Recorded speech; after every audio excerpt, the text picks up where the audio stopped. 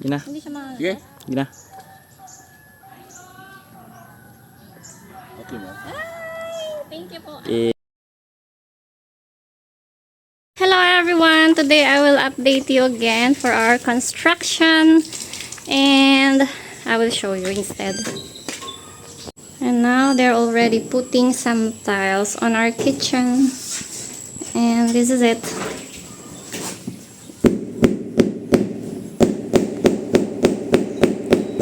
They already put this one already, the sink.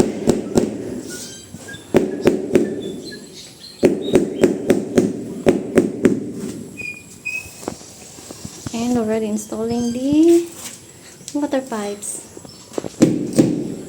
Tama ba yung tawag ko? Basta ganun. Yung pang water.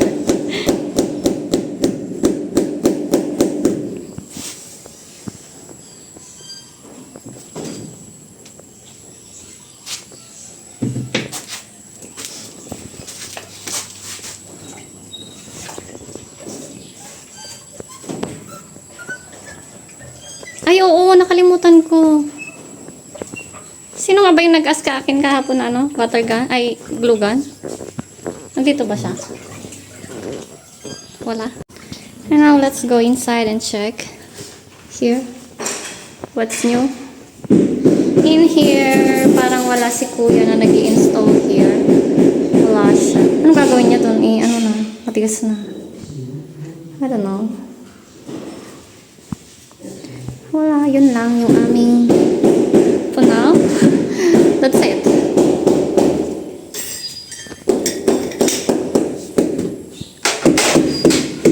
And today, nakita ko yung May City veterinary sila. Okay, ma'am. Thank you po. Eh. Anong tinuro ko? Rabies. O, diba? Habang papunta ako sa aming house, nakita ko sila, City Veterinary Office, and I asked for Zhuchka. So, ayan po. Yan pa lang yung first first vaccine ni Zhuchka. For those who are asking po, ayan po. Meron na po siyang first vaccine at last. Yay! Hi! Oh, ayun oh, nag-house to house daw sila. And sakto. Nasaktahan ko sila. Free lang, free. For free sa ngayon. Kasama niya. Oh, ito yung mga kasamahan namin. Oh, ayun sila. Ilan po kayo lahat? Ano? Marami kami, ma'am. Anim kami dito. Then sa ibang purok, din sila may 5. Hindi kami magkapareho Pero every year, next year meron po ulit. next year pero parang sa sa By purok purok na naman. lang. Hindi na mga house to house. Hindi na house to house. Ah, okay po. Pero Dalawa lang kayo sa bahay, ma'am. tatlo po. Um, Kaming mag-asawa tapos isang bata. Ano yung bata, lalaki? Babae po, 8 Okay, years. dalawang babae. Shout out day kay Ipang Bakos. Barangay Kinawit noon. Okay ba kayo dyan? Hintayin nyo kami dyan. Parating kami dyan. Okay. Shout out day sa taga veterinary office. Labi na sa among head, si Doc Sala, saka si Doc Glyza. Okay. Yun. Matagal lang po kasing gusto kong magpa-vaccine kay Zhuchka. And I'm searching for veterinaries here. So, kung saan-saan kami pumupunta, na kapag may nakikita kong aso na halata naman talagang tinitake care nila na may mga vaccines, ganon. Tsaka yung may mga lahi. Tinatanong ko talaga sila kung saan sila nagpapavet. And meron din nun, nag-post si yung parent ng kaklase ni Hannah. And I asked kung saan sila nagpapavet. Sabi niya is sa lang sa barangay. Pero magkaiba kasi kami ng barangay. So I asked someone here na medyo malapit sa kapitan namin dito na ask niya kung meron din pa dito.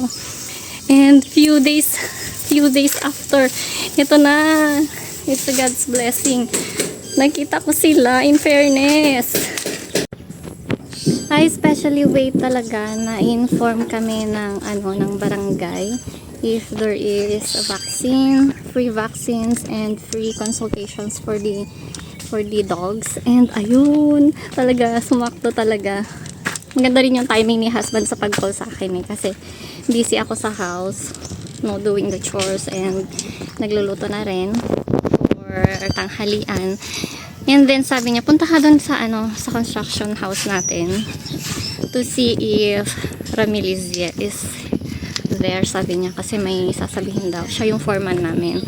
And then it happened na nakita ko sila. Akala ko kanina from barangay sila. Tapos binasa ko yung kasi naka-uniform sila, naka-blue sila lahat. And then nakita ko yung nakasulat, veterinary. Naglakas loob ako, nagtanong.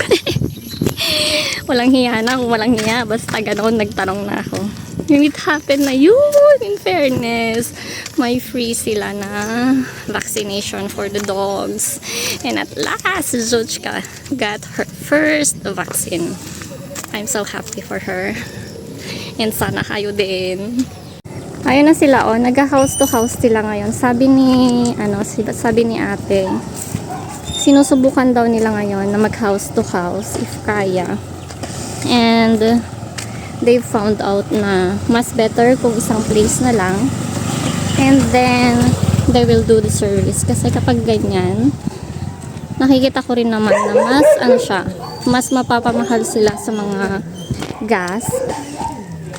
And then mas matagal kasi kailangan pa nilang maghanap kung sino yung may mga aso. And they're asking for kambing din, kung kaninong kambing yung nandyan kanina. So maybe lahat ng hayop. Ayan. Kasi veterinary naman. And maybe cows as well. Ayan si Zuchka. In fairness, ang brave niya. Hindi niya ako kinagat. Nag-worry ako kanina, baka kagatin niya ako. Pero parang wala lang naman, kiber. Saka magaling din yung nagturok sa kanya. In fairness. I'm so happy. And hopefully, lahat ng mga aso here around us, nakita nila yung mga owners para naman sa ganun is, andun sila. Para naman sa ganun is, naturukan din lahat para hindi na magkahawaan kung ano man yung mga viruses na pwedeng makahawa sa mga dogs. Dati, nag-worry ako kasi sa mga natatanungan ko kung saan sila nagpapavet, sinasabi nila somewhere in Peña Plata, ganon. Pero hindi ko naman alam kung saan banda, basta doon. Sa Peña Plata, we'll need to search for it pa. And hindi nila sinasabi yung kung saan, yung pangalan, or nakalimutan ko, basta ganon. And then, nagtatanong ako if how much. Ang mahal! Consultation pa lang yun. Pagka syempre, may bayad pa yung mga mga kung ano man yung i-reseta, ganun. Kaya, it's a God's blessing talaga, and napaka-convenient kapag may mga ganitong free veterinary services sila. It's so nice. Last month, may pinasa sa akin si Karina na may free vaccination daw sa City Hall noon. Pero medyo malayo kasi ang City Hall sa amin. And I must be there before 8 o'clock. So, kaya naman sana by bus. Kaya lang, nakalimutan ko yung date nun. 26 ba or 28? Parang ganon doon. Nagdadalawang isip ako nun. Pero hindi ko na ma-open yung site kasi wala kaming internet noon. Walang power. Kapag walang power, wala kaming internet. Hindi ko alam kung bakit. Kahit na naka-mobile data lang naman kami. Tsaka wala ding signal. Walang signal ng dito, ng mga SIM cards namin. So, ayun. Tapos, pina-open ko, diba kasi may free, kapag sa Globe kasi may free access ka sa Messenger. So, inopen ko sa Globe ko. And then, nag-message ako sa family ko. Paki-open nga ito, sabihin nyo kung anong date. Yung date lang talaga yung kailangan ko. And then, that day naman is super busy na ako kasi may mga ginawa kaming important, very important na ginawa kami that time. So, nakalimutan ko nang tinignan yung aking phone. Tapos, nung pagka-open kong ganyan, alas 10 na. Grabe. First come, first serve lang yon. Iilan lang yung slots. So, sabi ko, sorry. Sorry, Juchka. Nakalimutan ko yung date. So, hindi na ako nakapag-prepare. And may mga, may mga emergency calls, emergency matters that time din. Kaya, hindi ako nakapunta. Yun. Tsaka meron din nun, may program sila na microchip. Yung lalagay ata sa aso na microchip. Hindi ko alam kung ano yun. Sa ganun, microchip. So, yun. Maybe it's not meant for her on that day. But today, it's meant for her kasi talaga ngayon, super, as in talagang dito sa namin, dito sa may area talaga namin, sila papunta kanina. Doon sa may, dyan, sa street namin. Oh, diba? Bongga. Super saya ko talaga yung fairness. My husband just arrived, so I will now go back there in our house and I will interview him. Para natin maintindihan din naman ng mga Russian viewers natin. Magsasalita na siya ng Russian. I will ask him to. Здравствуйте, мои дорогие русские зрители. Жена попросила что-нибудь сказать для вас. Я соскучился по вам. Просто уже вот спасу нет, как я хочу к вам, с вами пообщаться. Но не могу, к сожалению. Дайте поцелуй, кстати. Ну скажи, что что происходит сейчас здесь. Что происходит сейчас? Сейчас я собираюсь в Гавалу, потому что я покупать еду плитку на первый дом для Александра и заодно хочу заехать посмотреть матрасы для наших кроватей. Юратекс. Юратекс. Я вот меряю размер и хочу, чтобы жена сфотографировала его. Но она мне говорит, фиг ли фотографировать, давай скажи что-нибудь для наших русских зрителей. Ну вот, короче, вот так вот все, что происходит. Что еще происходит? На большой стройке все хорошо. Продолжается строительство, идут отделочные работы. Все нормально.